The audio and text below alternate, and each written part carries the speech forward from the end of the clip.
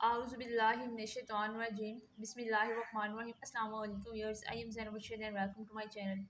Students, आज हम final terms of 510 का लेक्चर नंबर 176 जो है वो डिस्कस करेंगे, that is crops used for silage. इसमें हम देखेंगे कि कौन सी क्रॉप्स हैं जो साइलेज बनाने के लिए यूज़ होती हैं। तो सबसे पहले जो मेन क्रॉप्स हैं वो है कॉर्न एंड फर्स्ट वन है कॉर्न और सेकंड वन है लेगुम्स।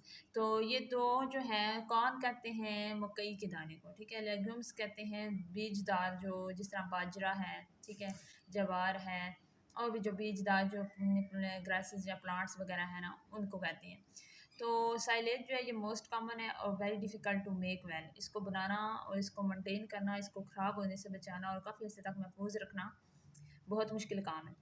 तो पहले तो अपने शार्ट क्वेश्चन के लिए याद रखना है कि कौन कौन सी क्रॉप्स जो है वो साइलेज बनाने के लिए यूज़ होती हैं। एक कॉर्न है, एक लेग्यूम्स है, ठीक है। दूसरी हमारे पास आ जाती है कि यूजिंग साइलेज, साइलेज के एडवांटेजेस क्या हैं, हमारे पास इनके फ़ायदे क्या हैं। तो ये क्या होता है कि बहुत ज़्यादा फीड देता है पर एकड़ लैंड, ठीक है। लैंड के हिसाब से ये फीडिंग की जो क्वालिटी है और मकदार है, क्वांटिटी है, वो बढ़ा देता है और फीड की क्वालिटी बहुत अच्छी होती है। हार्वेस्ट इज़ मैकेनाइज्ड, ठीक है, यानी जो हम फसल काटते हैं फिर उसको पैकिंग करके स्टोर करते हैं, काफ़ी ऐसे तक साइलेज बनाते हैं, बना के स्टोर करते हैं, वो एक मैकेनाइज्ड है, यानी पूरा एक मैकेनिज़्म है इसका जिसके ज़रिए हम इनको स्टोर करते हैं, हम साफ़ करके मशीनरी से फिर इनको पैक करते हैं। नेक्स्ट है disadvantage, once you have it you got it to feed it. जब आपने एक दफ़ा इसको बना लिया है तो उसके बाद आपने इसको खोलना नहीं है जब तक इसको फीडिंग के लिए आप ना खोलें, ठीक है। ये नहीं है कि चेक करते रहे, आपने इसको पहले पैक करके बना दिया है तो दोबारा उस वक्त ही आपने इसको खोलना है जब इसको प्रॉपर लगातार आपने यूज़ करना है, सेव नहीं करना। जब तक आपने इसको यूज़ नहीं करना, इसको आपने ओपन नहीं करना। तो इसका जो है इस जो मे स्लो एडवांटेज कंसिडरेबल कॉस्ट, इसका काफ़ी ज़्यादा कॉस्ट होती है। हमने लास्ट लेक्चर में डिस्कस किया था कौन कौन से nutrient, dry weight, crude protein और फाइबर्स ड्यूरिंग साइलेज बनाते हुए नॉर्मली जो होते हैं वो लॉस हो जाते हैं। तो इनकी वजूहत क्या हैं ये भी हम नेक्स्ट पढ़ेंगे, फैक्टर्स कौन से हैं। Making good silage, making good silage के अंदर सबसे पहले वो क्या कह रहे हैं कि जो मॉइस्चर है ये सबसे अहम, एक मॉइस्चर और दूसरा है टेम्परेचर हमारे पास, ठीक है। ये दो जो चीज़ें हैं ये साइलेज के लिए बहुत ज़्यादा क्रिटिकल है, हसास है। इनमें थोड़ी सी कमी या ज़्यादती होगी साइलेज ख़राब हो जाएगा। तो ये बहुत परफेक्टली प्रैक्टिस तरीके से बनाना पड़ता है। इसमें मॉइस्चर की जो रेंज है 50 to 70% के दरमियान होनी चाहिए, 50 से कम या 70% से ज़्यादा नहीं होनी चाहिए, ये आइडियल है। अगर टू वेट यानी बहुत ज़्यादा अगर मॉइस्चर हो, टू वेट हो जाए तो उसका नुकसान क्या होगा, स्मेल आनी शुरू हो जाएगी, खट्टी स्मेल, और न्यूट्रिएंट्स के आज क्या हो जाएगा, सीपेज के ज़रिए लॉस हो जाएगा, ठीक है। जो खुराक है वो डिकम्पोज होकर गल सड़ जाएगी। टू ड्राई अगर हो, इसका जो वाटर है, मॉइस्चर है, वो बहुत ही कम हो तो फर्मेंटेशन जो है उसको होने के लिए थोड़ा सा तो मॉइस्चर चाहिए। जब इतनी ज़्यादा ड्राइनेस होगी तो वाटर नहीं होगा, मॉइस्चर नहीं होगी, तो फर्मेंटेशन का प्रोसेस नहीं हो पाएगा। तो हमने फर्मेंटेशन के प्रोसेस के ज़रिए, खमीर के ज़रिए उसे स्टोर करना है, तो उसके बाद उसको डिफ़िकल्टी होगी पैक करने भी। में ऐड वाटर ड्यूरिंग इंसीलिंग प्रोसेस, जब हम इसको इंसीलिंग कर रहे होते हैं, अगर खुश्क टू ड्राई हो तो हम वाटर खुद भी ऐड कर सकते हैं। प्रॉपर स्टेज ऑफ मेच्योरिटी कौन सी है, but when should we chop corn, when should we chop अल्फ़ा अल्फ़ा, यानी अगर कॉर्न है, मकई के हमारे पास प्लांट है, उसको कब हमें काट के एज ए साइलेज के तौर पर यूज़ करना चाहिए, कब अल्फ़ा अल्फ़ा का जो प्लांट है उसको हमें काट के साइलेज उसका बनाना चाहिए, यानी उसकी एज क्या होती है प्लांट की जिस वक्त हम उसका यूज़ कर रहे होते हैं।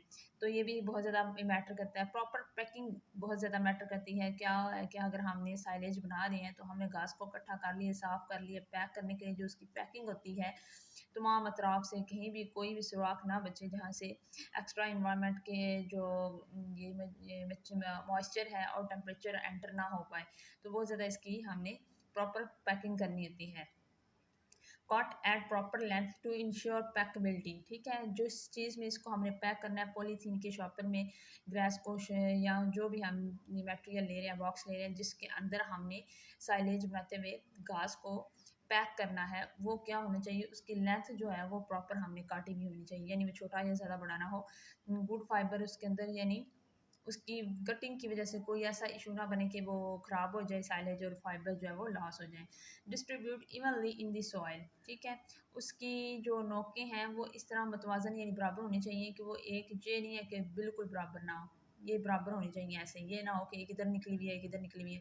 क्योंकि जब इसको उठा के इस साइलेज पैक शुदा साइलेज को उठा के हम साइलो के अंदर रखेंगे, साइलो मतलब किसी खंदक नुमा जो हमने गड़ा खोदा हुआ है जिसके अंदर हमने स्टोर करने के लिए रखना है, उसके अंदर हम रखेंगे तो ये ना हो कि उसके अंदर ये डिस्ट्रीब्यूट ही ना हो इवनली, यानी सही तरीके से फिट ही ना हो। तो इसको इस तरह ये बिल्कुल बनाना है तो ताकि वो खंदक के अंदर सही तरह फिट हो सके। अपराइट्स पैक्स दमसेल्व्स, यानी ये इसकी पैकिंग की इकसाम है। कोई हॉरिजॉन्टल तौर पर हम इसको पैक करते हैं, किसी को हम वर्टिकली पैक करते हैं। As much weight as in time as possible on the bunker. Next हमारे पास है बंकर। क्या होता है बंकर? बेसिकली हमारे पास है एक साइलो की टाइप है, ठीक है। साइलो की टाइप कैसे है?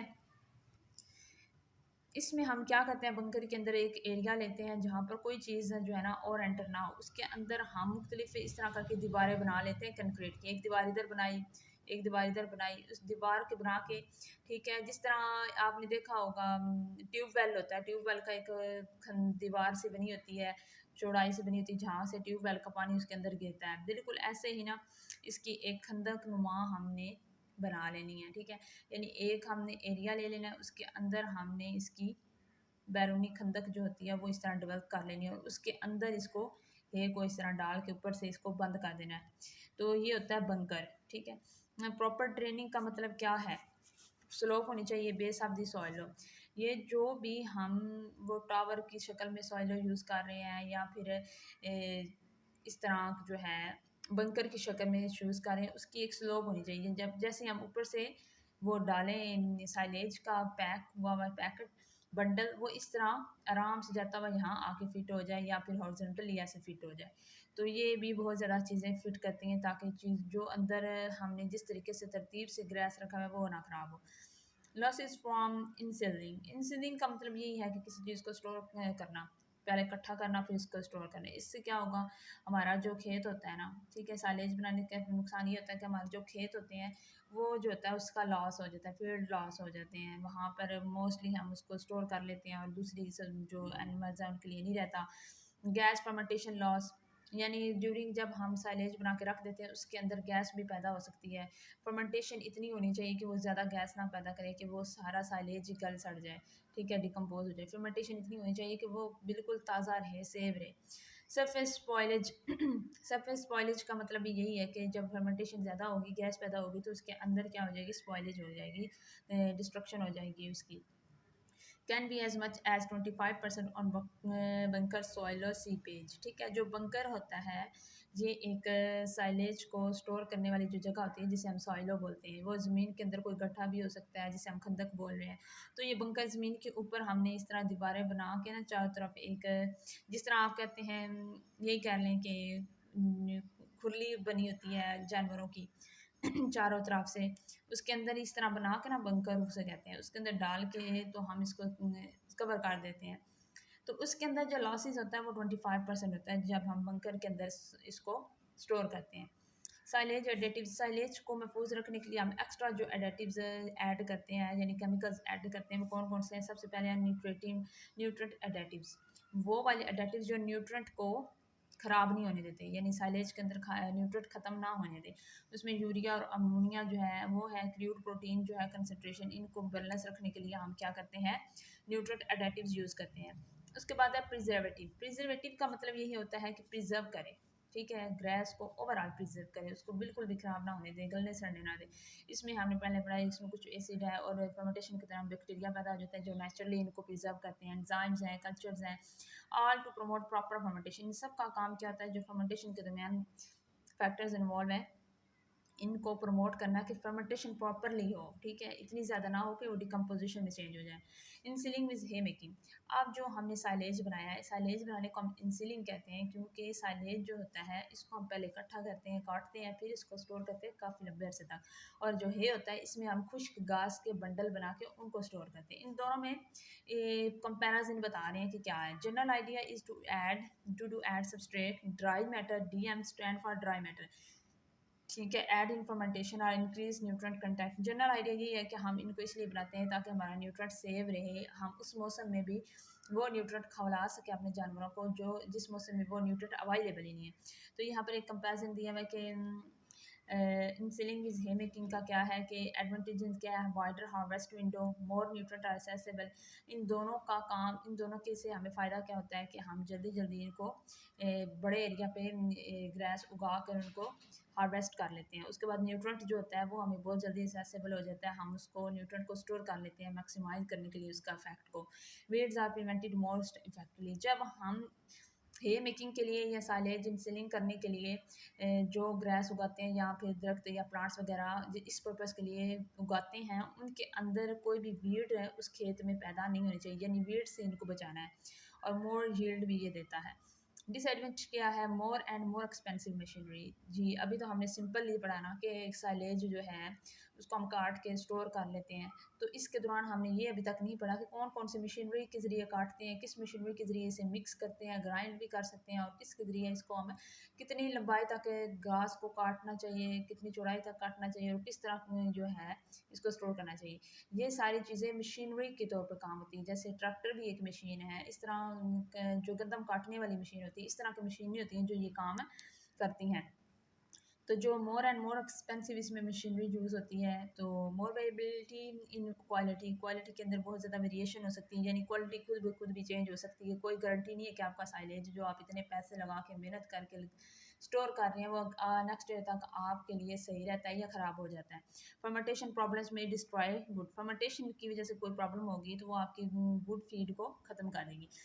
कैरेक्टरिस्टिक जो on common nutrient additive feed stuffs macro minerals जो हैं वो कौन कौन से हैं, what are the major macro minerals ingredients that will be used. कौन कौन से मैक्रो मिनरल्स हैं जो हमें इनके अंदर एडेटिव्स के तौर पर यूज़ कर सकते हैं। उनके अंदर ट्रेस मिनरल सबसे पहले आते हैं, जैसे कॉपर सल्फेट है, जिंक ऑक्साइड है, सोडियम सिलिनेट है। चैलियर्स में increase the amount absorbed in the SI।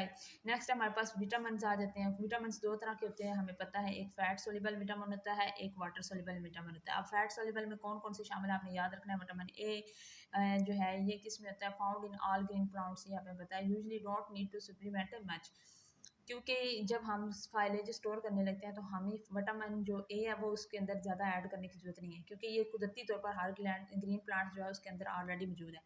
Next है कि डी, विटामिन डी जो है ये भी फैट सोल्यूबल है, can be synthesised by sunlight और अदरवाइज। और जो है यहाँ पर जो है ये मेकिंग का प्रोसेस पर आया कि डी जो है विटामिन डी, ठीक है, ये सूरज की रोशनी से डायरेक्ट जो होता है वो स्टोर होता रहता है। फीड थ्रो फिश ऑयल, इसके अलावा अगर हम जो है फिश ऑयल से भी इस ग्रेस के अंदर जो है विटामिन डी ऐड कर सकते हैं अगर कमी हो। नेक्स्ट हमारा फैट सोल्यूबल है विटामिन ई, ये जर्म जो है अब ग्रेन्स के अंदर पाया जाता है, ग्रीन प्लांट्स के अंदर वो भी पाया जाता है बिल्कुल विटामिन ए की तरह। विटामिन के जो है also found in green plants में, all be generated and feed synthetically, इसको हम क्या करते हैं सिंथेटिकली खुद भी बना सकते हैं, ग्रीन प्लांट्स से लेने के अलावा इसमें ऐड कर सकते हैं। Vitamin E is the most supplemented and has the most health implication attach to it, यानी सब फैट सोल्यूबल जो विटामिन थे इनके अंदर सबसे ज़्यादा ज़रूरी कौन है, विटामिन ई है। तो आपने याद रखना है। अब आपने ये भी याद रखना है कि फैट सोल्यूबल विटामिन में कौन कौन से हैं, ए डी और ई के हैं। अब वाटर सोल्यूबल जो विटामिन हैं उनका भी आपने याद रखना है, वो है राइबोफ्लेविन। राइबोफ्लेविन जो होता है ये B6 और B12 जो हैं ये इनको कहते हैं। जो B6 जो विटामिन बी है उसका कम्प्लेक्स एक राइबोफ्लेविन, जिसके आगे B6 B12 नियासिन कोलाइन, ये इस कम्प्लेक्स का विटामिन बी का पार्ट है। तो विटामिन बी जो है राइबोफ्लेविन ये किस किस में होता है, मिल्क प्रोडक्ट में होता है, यीस्ट में होता है, हे मेकिंग में इसका इस्तेमाल है, यानी हे में ये ज़्यादा पाया जाता है। नियासिन जो है ये भी विटामिन बी कम्प्लेक्स का पार्ट है। Some present in all feed stuff, ये कभी कभी हर तरह के फीड स्टफ में पाया जाता है, और ये डिपेंड करता है कि हम कौन सी स्पीशीज़ ग्रास के ले रहे हैं, कौन सा प्लांट लें जिसके अंदर ये मौजूद हो। नेक्स्ट है कोलाइन विटामिन, ये भी most feeds of animals origin most all are synthetically made also supplemented at extremely low rates very expensive, ठीक है। तो ये जो है सिंथेटिकली जो है हम खुद भी इसको बना सकते हैं, और ये प्रेजेंट होता है फूड के अंदर मोस्टली एनिमल के अंदर नेचुरली भी। तो ये हमें ना प्रोवाइड करना चाहिए, उसको थोड़ी इसकी मकदार देनी चाहिए, लेकिन इसको हम अगर सिंथेटिकली बनाएं तो इसकी प्राइस बड़ी हाई होती है। तो आज के वीडियो को इतना ही था। तो नेक्स्ट वीडियो से मैं 178 लेक्चर डिस्कस करूँगी। आपका कोई क्वेश्चन हो तो आप कमेंट बॉक्स में पूछ सकते हैं। वीडियो को लाइक कर दें, चैनल को सब्सक्राइब कर दें। अल्लाह हाफिज़।